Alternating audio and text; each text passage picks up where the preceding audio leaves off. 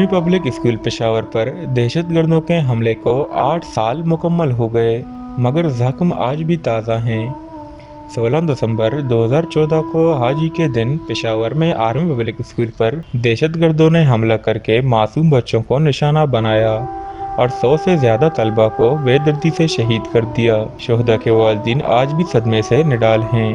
जिन वालिदीन के बच्चे बच गए वो भी इस औलनाक दिन को फरामोश नहीं कर सके। दहशतगर्दों ने स्कूल पर हमला करके इल्म की शमा बुझाना चाही, लेकिन कौम के हौसले फुस्त न हुए।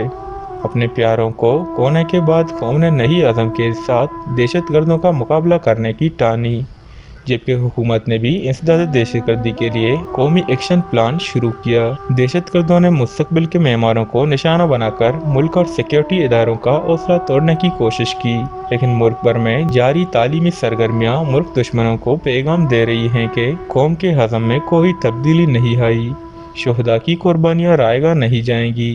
दहशतगर्दों ने इल्म की शमा रोशन करने वाले स्कूल टीचर फरहत अब्बास को भी शहीद कर दिया। फरहत अब्बास गोलियों की आवाज़ सुनकर स्कूल में मौजूद अपने बच्चों की तरफ दौड़े और इन्हें सीढ़ियों में गोलियों का निशाना बना दिया गया। आज भी शहीद फरहत अब्बास की याद इनकी ख़ानदान को गमगीन कर देती है। वाज़ेह रहे कि 16 दिसंबर 2014 को दहशतगर्दों ने army public school workshop road Peshawar के अंदर कत्ले आम करते हुए स्कूल के तलबा और प्रिंसिपल तायरा काजी शहीद समेत 150 अफराद को मार डाला था।